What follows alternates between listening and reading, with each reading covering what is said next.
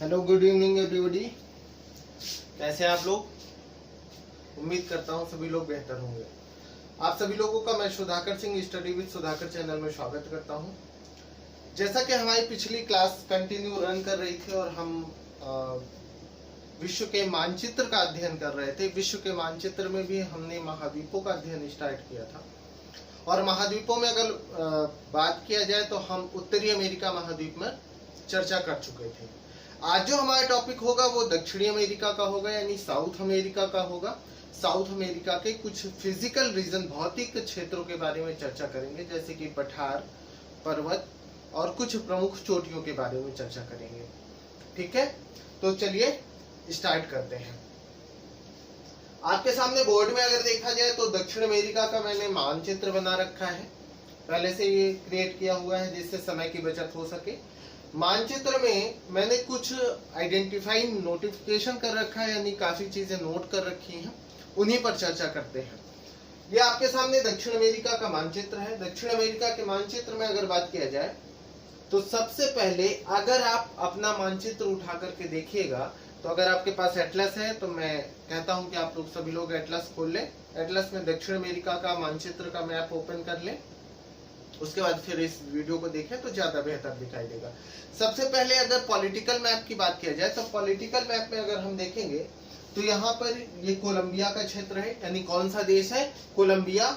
यहाँ पर कोलंबिया है। कोलंबिया के बाद आएंगे तो वेनेजुएला है। वेनेजुएला के बाद गुयाना है। गुयाना के बाद सूरीनाम है।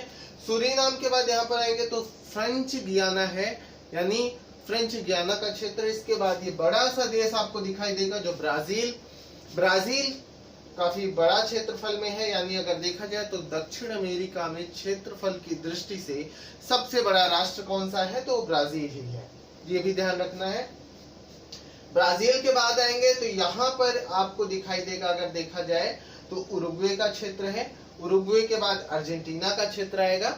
अर्जेंटीना के जस्ट बाद आप पश्चिम की तरफ आएंगे तो चिली का क्षेत्र आएगा। चिली के बाद आएंगे तो यहाँ पर पेरू है। पेरू के बाद यहाँ पर इक्वाडोर है। इस प्रकार से अगर हम देखते हैं तो तटीय क्षेत्रों में कौन कौन से देश हो गए? Colombia, Venezuela, Guyana, Suriname, French Guiana, Brazil, Uruguay, Argentina, Chile, Peru और इक्वाडोर, ये आपके देश हुए। अब अगर पेरू से हम अंदर की तरफ, यानी लैंड लॉक एरिया की तरफ चलेंगे, जो जमीन से घिरा हुआ क्षेत्र है, अंदर की तरफ चलेंगे तो दो देश और आपको प्राप्त होंगे, यहाँ पर मौजूद हैं। एक तो बोलीविया, दूसरा पराग्वे। तो दो देश कौन से हो गए? बोलीविया और पराग्वे हो गए। तो इस प्रकार से आपके तो दक्षिणी अमेरिका के देश हुए। अब यहाँ पर आपसे प्रश्न पूछा जा सकता है एक पॉलिटिकल बैकग्राउंड के आधार पे कि दक्षिण अमेरिका के कौन से दो देश हैं जो लैंड लॉक है। मोस्ट इंपॉर्टेंट पॉइंट है, कई बार एग्जाम में पूछा गया है, आपको ध्यान रखना है। तो लैंड लॉक्ड कंट्री की अगर हम बात करते हैं तो लैंड लॉक्ड कंट्री में दो राष्ट्र आते हैं। एक तो आता है बोलीविया, दूसरा आता है पराग्वे। तो इन दो देशों के नाम आपको याद रखना है कि दक्षिण अमेरिका के कौन से दो राष्ट्र हैं जिनके पास किसी भी प्रकार की कोई तटीय सीमा, समुद्री सीमा मौजूद नहीं है, तो वो बोलीविया और पराग्वे हैं। क्लियर है? चलिए अब आगे चलते हैं। अब अगर फिजिकल रीजन की बात किया जाए तो यह जो क्षेत्र है इधर से जुड़ा हुआ है। आपको ध्यान रखना है कि अगर हम इधर की तरफ बात करें तो ये नॉर्थ अमेरिका का क्षेत्र है। क्या है? उत्तरी अमेरिका का क्षेत्र है। उत्तरी अमेरिका का ही देश यहाँ पर पनामा है, और पनामा देश जो है वो पनामा स्थल संधि पर स्थित है, यानी पनामा इस्थमस पर स्थित है, सिचुएटेड है। अब पनामा इस्थमस या पनामा स्थल संधि, यहाँ पर एक वर्ड इस्थमस या स्थल संधि से क्या मतलब हुआ कि कोई भी जमीन का पतला सा हिस्सा जो दो बड़े क्षेत्रों को जोड़ने का काम करता है उसे हम स्थल खंड या स्थल संधि के रूप में जानते हैं। तो काफी पतला होने के कारण इसे स्थमस की संज्ञा दी गई है, स्थल संधि की संज्ञा दी गई है। अब इस पनामा स्थमस से जुड़ने वाला देश दक्षिण अमेरिका का कौन सा हो गया? तो यहाँ पर आप देखेंगे कि कोलंबिया है। कौन सा है? कोलंबिया देश है जो उत्तरी अमेरिका से जुड़ता है। ये भी ध्यान रखना है। और साथ में मैंने बताया था कि यहाँ पर अगर बात किया जाए तो आपको ध्यान होगा कि पनामा नहर भी यहीं पर स्थित है। तो पनामा नहर का आपसे एग्जाम में अगर पूछा जाता है कि किन दो महाद्वीपों को अलग करने का काम करता है, डिवाइड करने का काम करता है, तो पनामा नहर उत्तरी अमेरिका को दक्षिणी अमेरिका से अलग करने का कार्य करता है। यह भी आपको ध्यान रखना है। ठीक है, चलिए आगे की तरफ चलते हैं। अब अगर हम कोलंबिया के रीजन में जाते हैं तो कोलंबिया के रीजन में एक पर्वत श्रृंखला है फैली हुई जिसे कॉर्डिलेरा कहा जाता है। ये नोट किया हुआ है मैंने, दिखाई दे रहा होगा आपको, कॉर्डिलेरा। अब जो पूरब की तरफ है उसे पूर्वी कॉर्डिलेरा कह देते हैं, जो पश्चिम की तरफ है उसे पश्चिमी कॉर्डिलेरा के नाम से जाना जाता है। यानी ओरिएंटल और ऑक्सीडेंटल। ओरिएंटल का मतलब हो गया पूरब, ऑक्सीडेंटल का मतलब हो गया पश्चिम। ठीक है, तो कॉर्डिलेरा पर्वत श्रृंखला का संबंध अगर दक्षिण अमेरिका के किसी क्षेत्र से है तो वो कोलंबिया का क्षेत्र है। यह भी आपको ध्यान रखना है। इसके बाद आगे की तरफ चलेंगे तो आपके इस कॉर्डिलेरा के दक्षिण से ही शुरू होता है एंडीज पर्वत श्रृंखला, जो यहाँ पे आपके कोलंबिया के दक्षिणी हिस्से से शुरुआत होकर के इक्वाडोर, पेरू, बोलिविया आदि के क्षेत्रों से होते हुए अर्जेंटीना और चिली के बॉर्डर बनाते हुए उत्तर से दक्षिण तक लगभग 7,200 किलोमीटर यानी 7,200 किलोमीटर क्षेत्र में लंबाई में फैला हुआ विश्व की सबसे लंबी पर्वत श्रृंखला के रूप में जाना जाता है। यानी विश्व की सबसे लंबी पर्वत श्रृंखला कौन सी हो गई? एंडीज पर्वत श्रृंखला हो गई, जो कहाँ है? दक्षिणी अमेरिका में है। पूर्वी किनारे पर है या पश्चिमी किनारे पर है? तो यह पश्चिमी किनारे पर स्थित है, यह भी ध्यान रखिएगा। लगभग 7,200 किलोमीटर में फैली हुई एंडीज पर्वत श्रृंखला विश्व की सबसे लंबी पर्वत श्रृंखला है और विश्व की दूसरी सबसे ऊंची पर्वत श्रृंखला है। यह भी आपको ध्यान रखना है कि अगर हम हाइट के आधार पर बात करें तो ये ऊंचाई में विश्व की दूसरी सबसे ऊंची पर्वत श्रृंखला के रूप में जाना जाता है इसे। राइट, बिल्कुल ध्यान रखिएगा।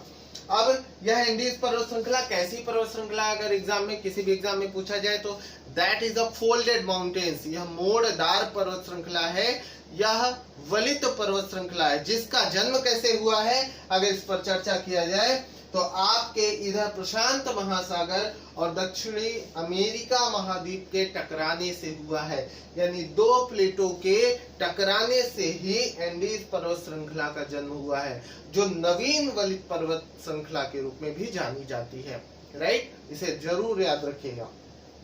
इसके बाद बात करते हैं तो इसी एंडीज पर्वत श्रृंखला की अगर चर्चा किया जाए तो ये लगभग अर्जेंटीना और चिली के मध्य सीमा रेखा बनाती हुई उत्तर से दक्षिण की तरफ फैली हुई है। ध्यान रखिएगा। अब लगभग चिली और अर्जेंटीना के बॉर्डर पर सीमा रेखा पर इसमें एक पर्वत चोटी है जिसका नाम है अकांकागुआ। कौन सी पर्वत चोटी है?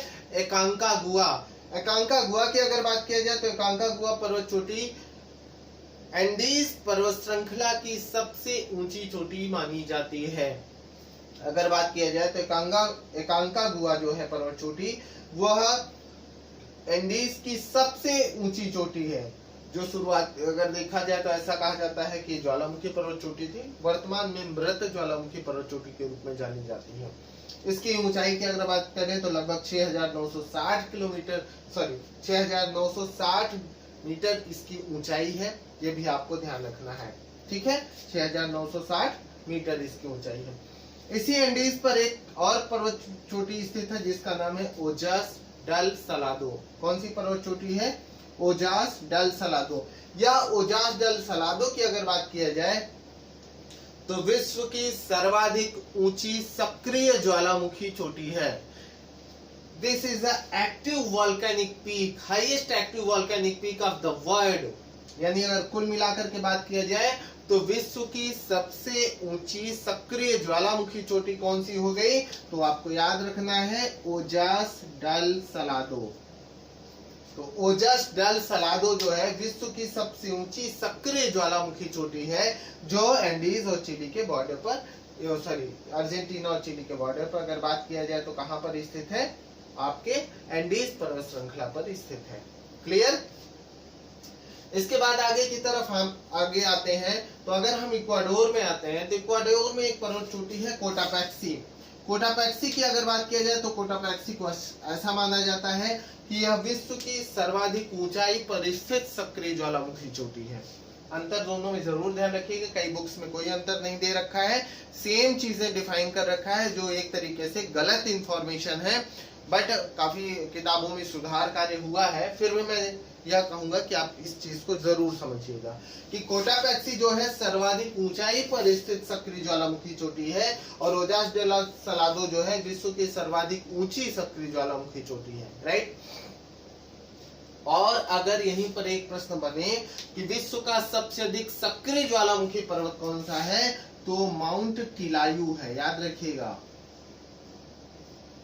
हवाई द्वीप पर स्थित माउंट किलायू आपके यूनाइटेड स्टेट्स ऑफ अमेरिका यानी यूएसए से संबंधित है। तो माउंट किलायू जो है विश्व का सर्वाधिक सक्रिय ज्वालामुखी पर्वत है, यानी मोस्ट एक्टिव वॉल्केनिक पीक के रूप में माउंट किलायू को जाना जाता है। राइट। तो कोटापैक्सी और रोजास डल सलादो आपको याद रखना है। सेम चीज, एक चीज और यहाँ पर आपको जरूर ध्यान रखना चाहिए कि अगर पूछा जाए कि विश्व की सर्वाधिक ऊंचाई पर स्थित झील कौन सी है, जवाब दीजिएगा विश्व की सर्वाधिक ऊंचाई पर स्थित झील। मैक्सिमम लोग आंसर देंगे टिटिकाका, कुछ लोग हो सकता है कि बैकाल को आंसर दे दें, जबकि दोनों गलत है। विश्व की सर्वाधिक ऊंचाई पर स्थित अगर झील की बात किया जाए तो वो ओजास डल सलादो नाम की झील ही है। ओजास डल सलादो नाम की झील विश्व की सर्वाधिक ऊंचाई पर स्थित झील है। क्लियर, ध्यान रखिएगा। इसके अलावा अगर बात किया जाए, टिटिकाका की चर्चा आगे करेंगे, तो जस्ट इसके बाद अगर हम बात करते हैं तो यहाँ पर हम कोलंबिया के पास अगर आते हैं तो कोलंबिया के पास ही आप पनामा की खाड़ी पाएंगे, यानी गल्फ ऑफ पनामा है।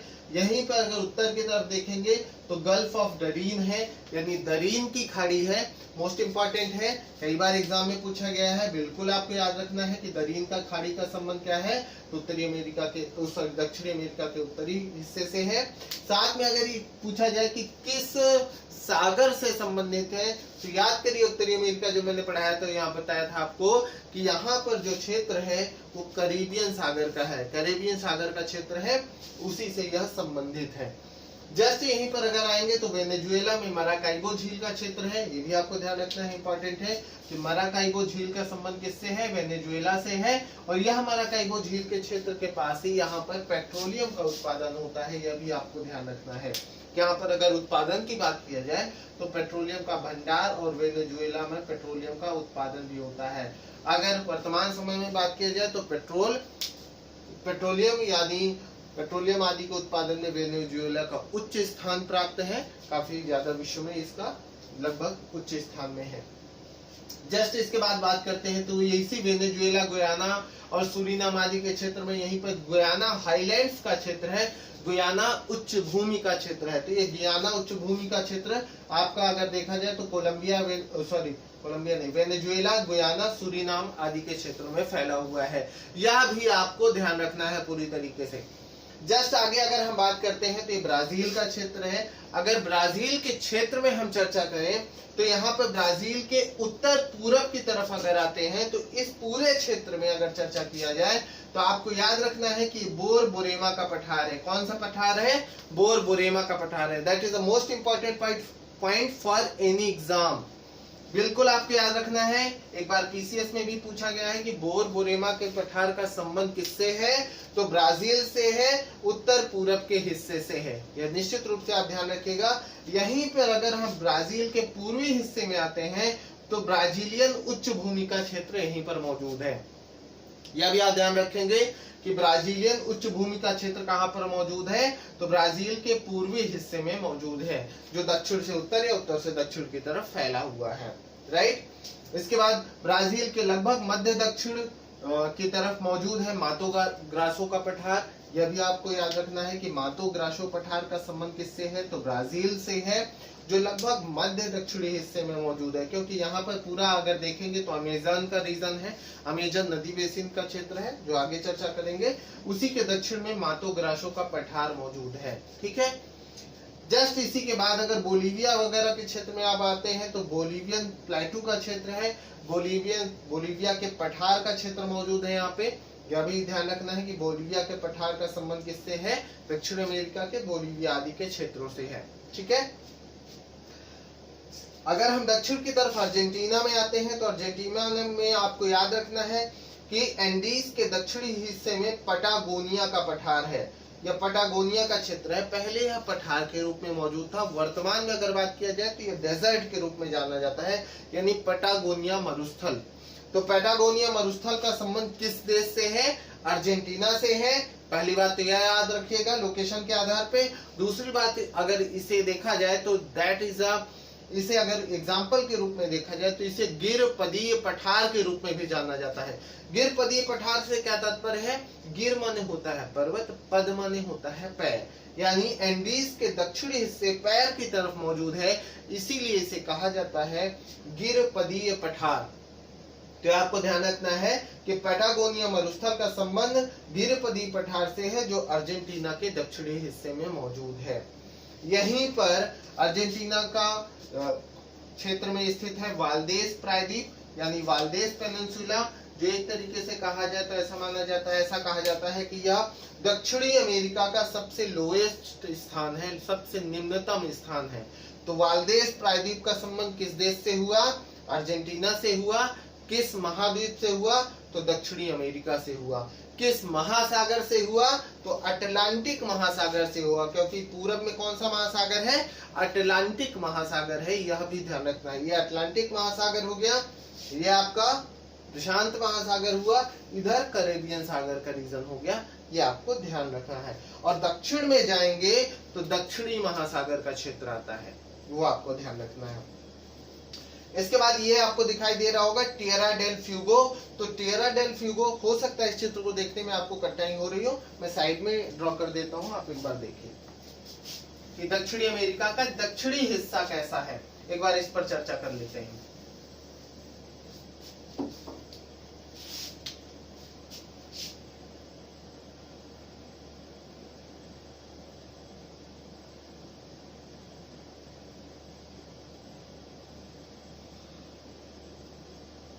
समझने के लिए मैंने बनाया है, थोड़ा सा इस पे नहीं, ये दक्षिणी अमेरिका का मुख्य भूमि क्षेत्र हो गया, और यहाँ पर ये जो द्वीपीय क्षेत्र अलग है, एक तरीके से खंड उसका छोटा सा अलग है दक्षिण की तरफ, दक्षिणी अमेरिका का।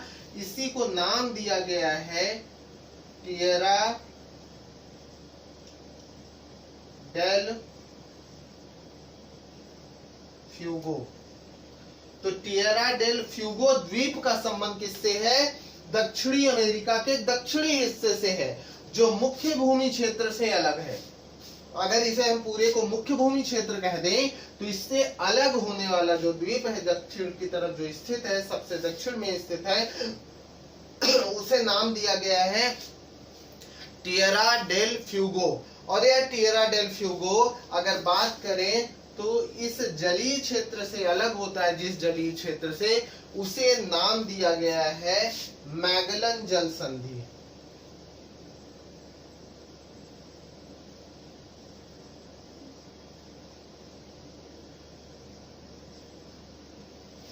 क्या नाम दिया गया है, तो ये भी आपको याद रखना है कि मैगलन स्ट्रेट जो है, मैगलन जल संधि किसे किसे अलग करने का काम करता है, मुख्य भूमि क्षेत्र को टिएरा डेल फ्यूगो द्वीप से अलग करने का कार्य करता है। मोस्ट इंपॉर्टेंट पॉइंट है, लगभग हर एग्जाम में पूछा जाता है, तो आपको निश्चित रूप से ध्यान रखना है कि टिएरा डेल फ्यूगो द्वीप को अलग करने वाली जल संधि का नाम क्या है, मैगलन जल संधि है। और मैगलन जल संधि किन दो महासागरों को जोड़ेगी, तो इधर अटलांटिक महासागर और इधर प्रशांत महासागर को जोड़ने का कार्य करेगी, ये भी आपको ध्यान रखना है। तो प्रशांत महासागर और अटलांटिक महासागर मैगलन जल संधि से जुड़ते हैं, और अलग होने वाला दक्षिणी अमेरिका का मुख्य भूमि क्षेत्र जो है टिएरा डेल फ्यूगो से अलग होता है। अब बात उठती है कि टिएरा डेल फ्यूगो पर अधिकार किसका होगा, तो क्योंकि यहाँ पर अर्जेंटीना और चिली दोनों हैं, तो दोनों का अधिकार क्षेत्र इस पर कायम है। चिली का भी अधिकार क्षेत्र है लगभग आधे पर, और लगभग आधे पर अगर कह सकते हैं तो आपका अर्जेंटीना का भी अधिकार क्षेत्र कायम है। तो इस पर आपको केवल याद रखना है कि दोनों देशों का अधिकार क्षेत्र है। इस प्रकार से आपका फिजिकल रीजन रहा, जो आपको ध्यान रखना है। एक बार 2 मिनट में मैं रिमाइंड करवाता हूँ, फिर से ध्यान रखिएगा। यहाँ पर देश Colombia, Venezuela, Guyana, Suriname, French Guiana, फिर Brazil, Uruguay, Argentina, Chile, Peru, Ecuador. Peru से अंदर आइएगा तो बोलीविया और पराग्वे, ये देश हुए। इसके बाद अगर बात करें तो कॉर्डिलेरा है, कॉर्डिलेरा पर्वत श्रृंखला है जो पूरब में है पूर्वी कॉर्डिलेरा, जो पश्चिम में है पश्चिमी कॉर्डिलेरा। इसे ओरिएंटल और ऑक्सीडेंटल भी कहते हैं। यह इसके बाद एंडीज पर्वत श्रृंखला है जो विश्व की सबसे लंबी पर्वत श्रृंखला है, लगभग 7200 किलोमीटर में फैली हुई पर्वत श्रृंखला है। मोड़दार पर्वत श्रृंखला, इसकी सबसे ऊंची चोटी अकांकागुआ, इसी पर स्थित ओजास डल सलादो विश्व की सर्वाधिक ऊंची सक्रिय ज्वालामुखी चोटी है। कोटापैक्सी इक्वाडोर में है जो विश्व की सर्वाधिक ऊंचाई पर स्थित सक्रिय ज्वालामुखी चोटी है। जस्ट आगे बात करते हैं तो यहीं पर गुयानकिल की खाड़ी, ये भी ध्यान रखना, इक्वाडोर के पास ही गल्फ ऑफ गुयाक्विल है, यानी गुयानकिल की खाड़ी का संबंध भी आपके इक्वाडोर के पास ही है, दक्षिण अमेरिका से है। यहीं पर gulf of Panama, gulf of Darien की खाड़ी है। पनामा इस्थमस उत्तरी अमेरिका का पनामा का पार्ट है। इसके बाद आगे बात करते हैं तो गुयाना हाईलैंड हो गया, माराकाइबो झील हो गई वेनेजुएला में जो पेट्रोलियम के भंडार उत्पादन के लिए प्रसिद्ध है। इसके बाद बोरबोरेमा का पठार हो गया, ब्राजीलियन उच्च भूमि क्षेत्र हो गया, ब्राजील में ही मातो ग्रोसो का पठार हो गया, बोलीविया आदि के क्षेत्र में बोलीविया का पठार हो गया। अगर हम अर्जेंटीना में आते हैं तो दक्षिण की तरफ पटागोनिया मरुस्थल हो गया। पटागोनिया मरुस्थल गिरपदी मरुस्थल का उदाहरण है। यहीं पर वाल्देस प्रायद्वीप है, वाल्देस पेनिनसुला है। और दक्षिण की तरफ अगर देखेंगे तो टेरा डेल फ्यूगो द्वीप है। टेरा डेल फ्यूगो द्वीप जो है मैगलन जल संधि से मुख्य भूमि क्षेत्र से अलग होता है। तो ये आपका रिवीजन रहा। इस प्रकार से अब दक्षिण अमेरिका का एक छोटा सा व्यू पॉइंट रहा, फिजिकल रीजन रहा माउंटेन्स वगैरह का। इसे जरूर ध्यान से देखिएगा और 2-3 बार रिमाइंड करने के बाद देखने के बाद इसे दिमाग में बिठा लीजिएगा। कोई समस्या हो रही है तो आप कमेंट बॉक्स में जरूर मुझे बताइएगा, मैं उसे दूर करने का प्रयास करूंगा। साथ में अगर मेरे वीडियोस आपको बेहतर लग रहे हैं तो मेरे चैनल को सब्सक्राइब करना ना भूले, साथ में बेल आइकन जरूर क्लिक कर दें जिससे अगला वीडियो जब भी आप अपलोड हो आपको जानकारी मिल जाए। साथ के साथ वीडियो को शेयर करना बिल्कुल भी ना भूलें, स्वयं पढ़ें, अपने दोस्तों को भी रिकमेंड करें। और इसी के साथ कमेंट में मुझे जरूर आप लोग कमेंट करके बताइए कि क्लास कैसी लग रही है। ओके, नेक्स्ट क्लास के साथ आगे टॉपिक पर इसी में मिलते हैं। चलिए, have a good day, bye bye, good luck.